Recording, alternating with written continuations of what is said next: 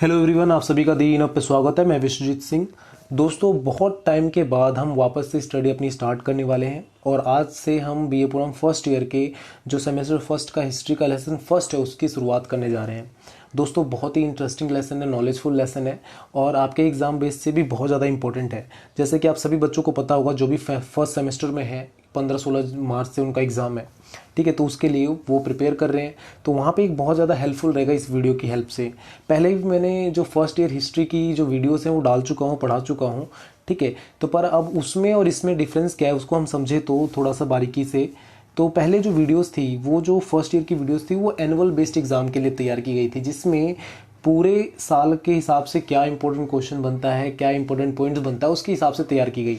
पर अभी जो सिलेबस है आपका, वो सेमेस्टर में बांट दिया गया, जिसके कारण से क्या आपका सिलेबस कम हो गया है, ठीक है। बर्डन कम हो गया, आपको सेमेस्टर में कम क्वेश्चंस आ रहे हैं, ठीक है। तो उसके हिसाब से यहाँ पर जो सिलेबस बनता है वो अलग है थोड़ा सा। तो उसको हम जानेंगे, डीपली पढ़ेंगे और बहुत ही इंटरेस्टिंग वीडियो होने वाली है दोस्तों। तो अगर अभी तक आपने हमारे चैनल को सब्सक्राइब नहीं कर रखा है तो सब्सक्राइब कर लें। फ़ायदा ये होने वाला है आपका कि आने वाले समय में, अभी अगर आप फर्स्ट ईयर में हो तो सेकेंड ईयर में भी जाओगे, थर्ड ईयर में भी जाओगे, तो टाइम टू टाइम तक आपको नई अपडेटेड वीडियोज़ मिलती रहेंगी, सिलेबस आपका कवर होता रहेगा, जो भी डाउट है, क्वेश्चन है, कंफ्यूजन है, वो क्लियर होती रहेंगी, ठीक है। तो सब्सक्राइब कर ले और जो भी आपके नए फ्रेंड्स हैं उनको भी आप शेयर करें, ठीक है, हमारे वीडियोस को, जिससे वो अच्छे से समझ सके। स्टार्ट करते हैं आज की वीडियो दोस्तों। सबसे पहले मैं बात करूं तो हमारे चैप्टर का नाम क्या है, तो इतिहास लेखन की प्रवृत्तियां और स्रोतों का सर्वेक्षण, ठीक है। इसको मैंने छोटी सी स्लाइड में बनाई है, जिसके अंदर मैं आपको ज़्यादा पॉइंट्स, मतलब मैं कोशिश करूंगा कि कवर करवा पाऊँ आपको ज़्यादा पॉइंट्स में, ठीक है, जिसको आपको समझ में आए। अब देखो, लेसन फर्स्ट को हम दो पार्ट में डिवाइड करते हैं। पहला पार्ट क्या है, लेखन की प्रवृत्तियां। प्रवृत्तियां मतलब एक तरह से मान लो थिंकिंग, थॉट्स, माइंड। प्रवृत्तियां मतलब एक तरह से ये कि डिजाइन किस तरह की थी, ठीक है, कॉपी किस तरह से बनाई जाती थी, ये समझ लो। प्रवृत्तियां मतलब किस किस तरह का चरित्र था, लोगों का कैरेक्टर कैसा था, ये। अब देखो, यहाँ पे हम लेखन की प्रवृत्तियों के बारे में बात करते हैं, ठीक है, पहला पार्ट में आ जाएगा। दूसरे पार्ट में हम बात करेंगे स्रोतों का सर्वेक्षण के बारे में, कि कौन कौन से स्रोत रहे स्टडी करने के लिए, कैसे कैसे हमें पता चला इतिहास के बारे में, उसके बारे में हम जानेंगे, ठीक है। समझ में आता है। हमारा जो चैप्टर है, चैप्टर का नाम ये हो गया। इसको हम दो पार्ट में समझते हैं। पहला, प्रवृत्तियां, लेखन की प्रवृत्तियां, कि किस हिसाब से कौन लिखता था, किस लेखक का लिखने का तरीका कैसा था, कौन किस चीज़ को, इतिहास को कैसे रिप्रेजेंट करता था, इसकी प्रवृत्तियां समझेंगे। जैसे मान लो मेरी जो विचारधारा है वो बहुत ही खुले विचारधारा की है, तो अगर कोई मतलब पुराने कोई और लड़की है जो जीन्स पहन रही है या फिर मतलब आज के समाज के हिसाब से चल रही है, तो मैं क्या कहूँगा, उसको सपोर्ट करूँगा। क्यों? उसके सपोर्ट में लिखूंगा। क्यों? क्योंकि मेरी जो विचारधारा है खुली है। अगर वही मैं छोटी सोच वाला, नैरो माइंडेड हूं, तो मैं क्या देखूंगा, जब इस तरह की चीजें देखूंगा तो क्या करूंगा, उसके मतलब विरुद्ध लिखूंगा, ठीक है। तो मेरी प्रवृत्ति कैसी रही, मेरी प्रवृत्तियां कैसी रही, इसके बारे में हम बात करेंगे पहले पार्ट में। दूसरे पार्ट में हम बात करेंगे स्रोत के बारे में, कि कहाँ से मुझे इसके बारे में आइडिया आया, कहाँ से मुझे इसके बारे में पता चला, किसने मुझे बताया, कौन सी बुक मैंने पढ़ी, किसको मैंने देखा, वो स्रोत क्या था उसके बारे में लिखने का, वो हम बताएंगे, ठीक है। समझ में आता है। कहीं पे भी बच्चों कंफ्यूजन हो, कहीं पे भी कुछ भी प्रॉब्लम आए कि हाँ सर मुझे ये समझ में नहीं आ रहा, बिल्कुल भी आपने जो बोला पल्ले नहीं पड़ा, तो प्लीज कमेंट करें और वापस से पूछ लें, ठीक है। और व्हाट्सएप ग्रुप को भी ज्वाइन कर सकते हैं, टेलीग्राम ग्रुप को भी ज्वाइन कर सकते हैं, जहां से आपको हेल्प मिलेगी। कुछ भी क्वेश्चन हो तो डायरेक्टली भी पूछ सकते हो, कॉल करके, मैसेज करके, तो आपको वहां से भी एक हेल्प मिल जाएगी। अब बात करते हैं इसके दो पार्ट, जैसे मैंने बताया आपको। इसमें हम पहले वाले में बात कर रहे हैं इतिहास लेखन की प्रवृत्तियों के बारे में, कि किस तरह से इतिहास लिखी गई, क्या क्या कैरेक्टर था लोगों का, किस तरह का चरित्र था, किस तरह की थिंकिंग थी लोगों की, उसके बारे में बात करेंगे। दूसरे बारे में स्रोत के बारे में, कि कहाँ से क्या जरिया था, रिसोर्स क्या था लिखने का, ठीक है। समझ में आता है। दो चीजें। और आपका जो क्वेश्चन बनेगा इन्हीं दोनों पॉइंट के ऊपर में, पहले चैप्टर के अंदर में क्वेश्चन बनता है कि इतिहास लेखन की प्रवृत्तियां बताइए, ठीक है, आरंभिक इतिहास लेखन की प्रवृत्तियां बताइए, या फिर प्राचीन भारतीय इतिहास के स्रोत क्या थे लिखने के, वो बताइए, ठीक है। प्राचीन भारतीय इतिहास लेखन के स्रोत का वर्णन कीजिए। इस तरह से क्वेश्चन बन के आ जाता है। दो इंपॉर्टेंट क्वेश्चन बनते हैं पहले चैप्टर के अंदर में, ठीक है। और इन दोनों को कर लिया तो मतलब आपके 20 से 40 नंबर पक्के, अगर ये दोनों क्वेश्चन आए 20-20 नंबर के तो। अब बात करते हैं दोस्तों इतिहास लेखन की प्रवृत्तियों के बारे में, कि क्या क्या था, ठीक है। अब यहाँ पे हम दो पार्ट में हम यहाँ पे भी समझते हैं, ठीक है। इसको ईजी करने के लिए दोस्तों मैंने यहाँ पे ज़्यादा कुछ लिखा नहीं है। पहले क्या था वीडियो में मैंने बहुत सारे पॉइंट्स बना दिए थे, जिसके कारण से बहुत सारा कन्फ्यूजन भी होता है। ठीक है, पॉइंट्स आपका हेल्पफुल भी रहता है कि आपको बनाने में ईजी होता है क्वेश्चन का आंसर लिखने में, पर यहाँ पे कन्फ्यूजन भी होता है। तो आज हम सिर्फ समझने के मोटिव से पढ़ेंगे। ठीक है, आप अगर समझते जाओगे, सुनते जाओगे मुझे, तो बहुत सारी चीज़ें आपकी क्लियर हो जाएंगी, क्योंकि आप 12th क्लियर कर चुके हो। 12th के बाद जब BA में आते हो तो लेक्चर बेस्ड ही वीडियोज़ मिलती हैं। लेक्चर कॉलेज में भी जाओगे तो पॉइंट टीचर आपको पूरा व्हाइट बोर्ड भरता नहीं है, ब्लैक बोर्ड भरता नहीं है, वो सिर्फ पॉइंट्स में समझाता है या फिर एक मेन पॉइंट लिखता है। ठीक है, तो बस आपको समझना है, लेक्चर सुनना है और कुछ नहीं करना है। ठीक है, एक्स्ट्रा आप कॉपी पेन लेकर बैठो, जो बोल रहा हूँ वो सुनो, जहाँ पे प्रॉब्लम आ रही है समझो। ठीक है, दोबारा कॉल करो, कमेंट करो, कुछ भी करके पूछ लो, बस क्लियर हो जाएगा आपको। अब देखो क्वेश्चन, हमारा पहला क्वेश्चन, जैसे मैंने बताया 2 क्वेश्चन बनते हैं पहले चैप्टर में। पहला क्वेश्चन क्या था, इतिहास लेखन की प्रवृत्तियां, की मतलब किसका क्या चरित्र रहा, कैरेक्टर रहा, किस तरह की सोच थी, वो हमें डिफाइन करना है। तो हम इसको किस तरह से डिफाइन करेंगे, तो इसको हम 2 पार्ट में बांट लेते हैं कि 2 तरह के कैरेक्टर रहे। अब देखो इतिहास लेखन की जब हम बात करते हैं तो हम कब से बात करते हैं, जब ईस्ट इंडिया कंपनी, आप सबने नाम सुना होगा ईस्ट इंडिया कंपनी का। ठीक है, तो आपको कमेंट बॉक्स में ये कमेंट करके बताना कि ईस्ट इंडिया कंपनी भारत में कब आई थी। ठीक है, ईस्ट इंडिया कंपनी भारत में कब आई थी। देखते हैं कितने बच्चे सही आंसर देते हैं। अब चलो आगे बात करते हैं। जो लेखन की बात करें, इतिहास लेखन की बात करें, तो भारत के अंदर में इतिहास लेखन की प्रवृत्ति मतलब चलन कब से शुरू हुआ, वो ईस्ट इंडिया कंपनी जब भारत के अंदर आई तो भारत के अंदर में जिस तरह की सभ्यता थी, जिस तरह की संस्कृति थी, उसको उन्होंने देखा। तो वहाँ से उन्होंने अलग अलग तरह की मतलब चीज़ें शुरुआत करी। जैसे 1784 में उन्होंने एशियोटिक सोसाइटी ऑफ बंगाल की स्थापना करी, जिसके तहत अलग अलग तरह के कानून, व्यवहार, आचरण, इतिहास, ठीक है, को मतलब स्टडी किया जाने लगा। ठीक है, यहाँ से 1774 में। अब आगे हम बात करें दोस्तों, तो ये तो समझ में आया। तो जब ईस्ट इंडिया कंपनी आई तब से हम भारतीय इतिहास लेखन की शुरुआत करते हैं। उससे पहले मतलब इतिहास ऐसा नहीं था कि इतिहास नहीं लिखे जाते थे, लिखे जाते थे, पर उतनी ज़्यादा वो नहीं थी, हमें मतलब नॉलेज नहीं था क्या लिखना है, कैसे लिखना है, एक्सप्रेस कैसे करना है, वो सब। पर जो हम अभी आपके बुक में हम स्टडी करते हैं वो कहाँ से स्टडी करते हैं, तो ईस्ट इंडिया कंपनी के टाइम से शुरू करते हैं। तो यहाँ पे हम 2 पार्ट में बांट देते हैं। एक तो हो गया ब्रिटिश इतिहासकार, जो ब्रिटेन के इतिहासकार थे, अंग्रेज आए उनके इतिहासकार थे, अपने इतिहासकार, उनके थ्रू लिखा गया इतिहास, और भारतीय विद्वानों के थ्रू लिखा गया इतिहास। यहाँ पे 2 तरह की प्रवृत्तियां देखने के लिए मिलती हैं। हम दोनों प्रवृत्तियों के हम बारे में बात करेंगे। अब देखो, जो ब्रिटिश इतिहासकार हुए उन्होंने क्या दिखाया कि साम्राज्यवाद होता है, उपनिवेशवाद होता है। ठीक है, उपनिवेशवाद मतलब क्या होता है, ठीक है, उपनिवेशवाद मतलब किसी जगह पे जाना, उस पर कब्जा कर लेना, अपना समझ के रहना। आप मेरे घर में आए रहने के लिए मेहमान बनकर कि भैया मुझे बस 1 दिन के लिए जगह दे दो, और 1 दिन के लिए मैंने जगह दिया, बाद में पता चला कि मैं ही उस घर में मेहमान हूँ, आप ही मालिक हो। ठीक है, तो ब्रिटिश ईस्ट इंडिया कंपनी ने हमारे साथ भी यही किया, अंग्रेजों ने भी हमारे साथ यही किया ना। तो जो ब्रिटिश इतिहासकार थे उन्होंने क्या दिखाया, साम्राज्यवाद, उपनिवेशवाद को महान दिखाया। ठीक है, उपनिवेशवाद की उन्होंने बड़ाइयाँ करी, मतलब उनके बारे में खासियत बताई कि क्या क्या चीज़ें अच्छी हैं इसके में। ठीक है, हम किस तरह से विकास कर रहे हैं। अंग्रेजों ने क्या दिखाया भारत के बारे में कि देखो हम यहाँ पे आए, ठीक है, हम इनकी संस्कृति को पढ़ा रहे हैं, लिखा रहे हैं, बढ़ा रहे हैं, तो हम इस तरह से दिखाते हो। मतलब उन्होंने ये दिखाया कि हमने इनको इम्प्रूव किया है, बढ़ाया है। ठीक है, उन्होंने उपयोगितावाद के संदर्भ में बोला। ठीक है, उपयोगितावाद संदर्भ में क्या होता है कि मतलब चीज़ों को यूज़ करना, ठीक है, कि सही तरीके से बताना है कि हाँ किस तरह से यूज़ किया है। उन्होंने ये बताया कि हमने देखो इनके लिए यूनिवर्सिटीज़ बनाई है, इनको अपने इतिहास के बारे में पता नहीं था, हम इनको बता रहे हैं। तो उन्होंने जितनी भी चीज़ें एक्सप्लेन करी वो सारी चीज़ें उनसे रिलेटेड थी जो उन्होंने किया है हमारे लिए। कहने का मतलब सिंपली ये कि इन्होंने अपनी सारे रूल रेगुलेशन जितनी भी चीज़ें थी उसका उन्होंने फ़ायदा बताया। जैसे बंगाल का, जब बंगाल का विभाजन किया गया तो उन्होंने ये बताया कि बंगाल का विभाजन कितना ज़रूरी है। ठीक है, जब वो अलग अलग जगह पे कॉलोनियाँ बना रहे थे, ठीक है, तब उन्होंने बताया कितना ज़रूरी है। ठीक है, तो उस तरह से उन्होंने इतिहास को अपने हिसाब से, अपने नज़रिए से रखा। जो जैसे मान लो जो भी लेखक इतिहासकार थे, ब्रिटेन के इतिहासकार थे, तो वो जब इतिहास लिखते थे, हिस्ट्री लिखते थे, तो वो क्या करते थे, हमेशा अपने रूल रेगुलेशन की बड़ाई करते थे, अपने राजा महाराजा द्वारा किए गए कार्यों की बड़ाई करते थे कि भाई मेरे इसने ये किया, दूसरे को नीचा दिखाने, जैसे ये था, अपने आप को मतलब बेटर दिखाना, ये उनका पर्पस हुआ करता था। समझ में आता है, ब्रिटिश इतिहासकार की प्रवृत्ति ये रही।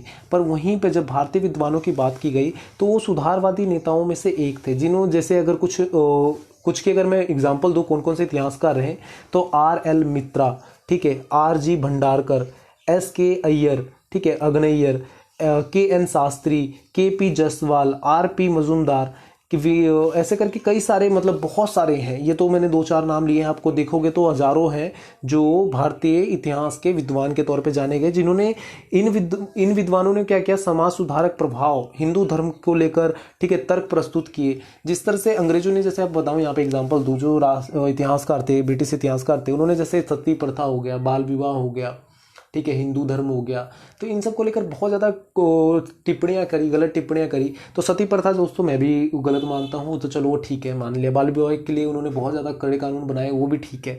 पर हिंदू धर्म को लेकर जैसे अंधविश्वास मानना, ठीक है, पूजा पाठ करना, और उन्होंने जो उनका कैथोलिक धर्म था, जो मतलब ईसाई धर्म था, उसका प्रचार प्रसार ज़्यादा बढ़ा चढ़ा कर किया, ठीक है, जिसके कारण से वो अपने धर्म का प्रचार प्रसार फैला सकें, ठीक है, वो महान दिखा सके अपने धर्म को, ये भी तक कोशिश की गई। तो हिंदुओं को जिस तरह से उनकी, जैसे हमारी संस्कृति थी कि भाई जात पात में बांटना, ठीक है, जो मतलब जात पात में हम पहले से बटे हुए थे, किस प्रकार से हम वर्क कर रहे थे, वो सारा कुछ उन्होंने दिखाया, ठीक है। तो उन्होंने हमें नीचा ही दिखाने की कोशिश करी कि मतलब ये आपके अंदर गलत है, कमी है, ये वो, और अपनी विचारधाराओं को उन्होंने आगे दिखाया।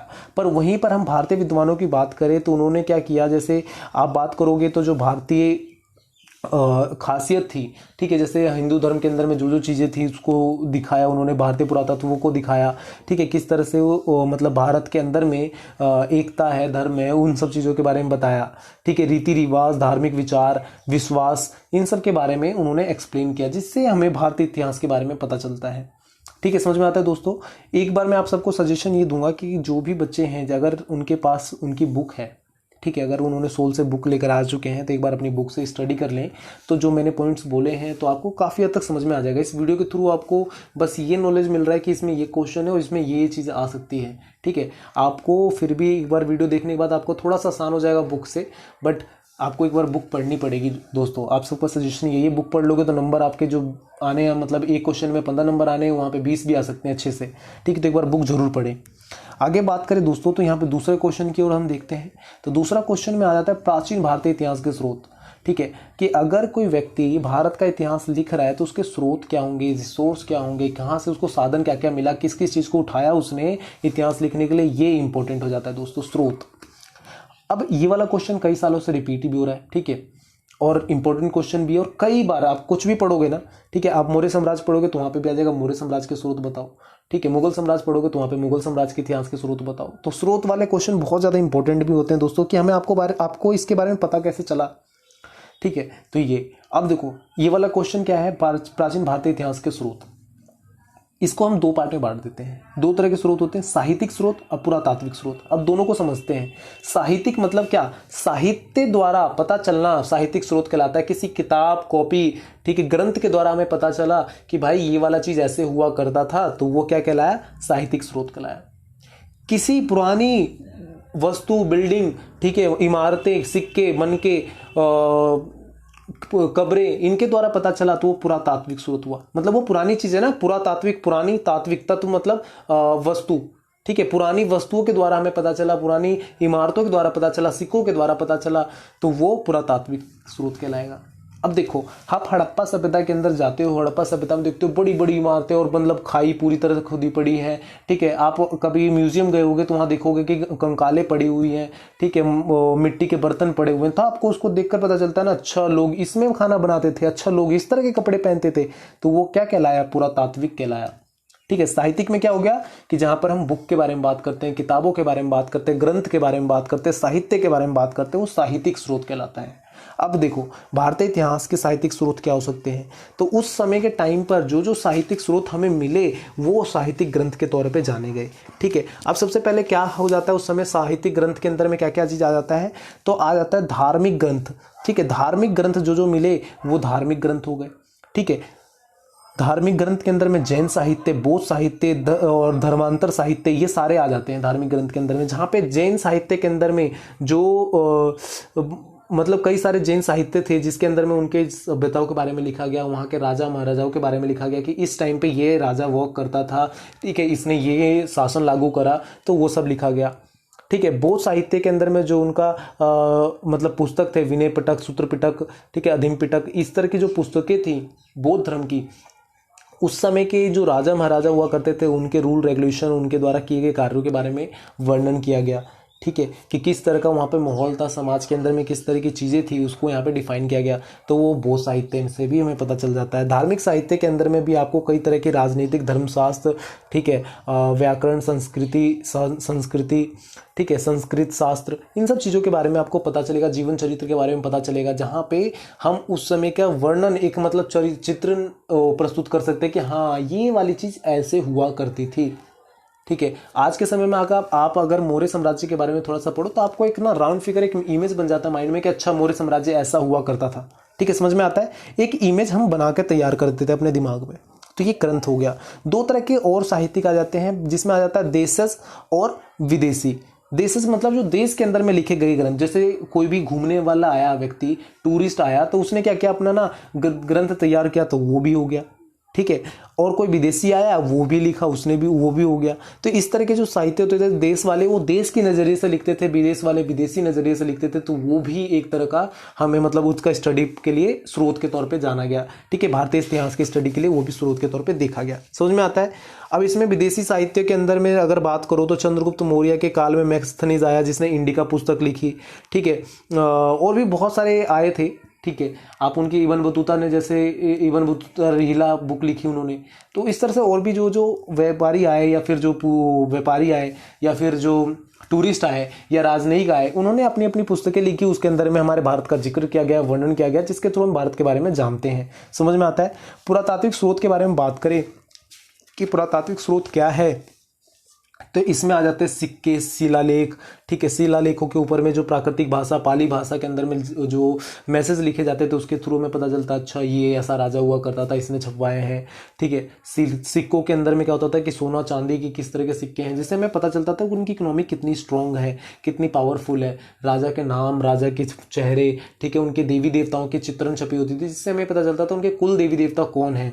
ठीक है, ये सारा कुछ हमें सिक्कों से ज्ञात हो जाता है। इमारतें, नगर, स्मारक, जो स्मारक हुआ करते थे, तो स्मारकों के अंदर में जो जो चीज़ें रखी जाती थी, नगर की स्थापना की जाती थी। जैसे आप हड़प्पा सभ्यता में पढ़ोगे दोस्तों, दुर्ग और निचला शहर, तो निचला शहर क्या था, दुर्ग शहर क्या था, उन सबको हमें देख के पता चलता है कि अच्छा ये पुरातात्विक स्रोत थे।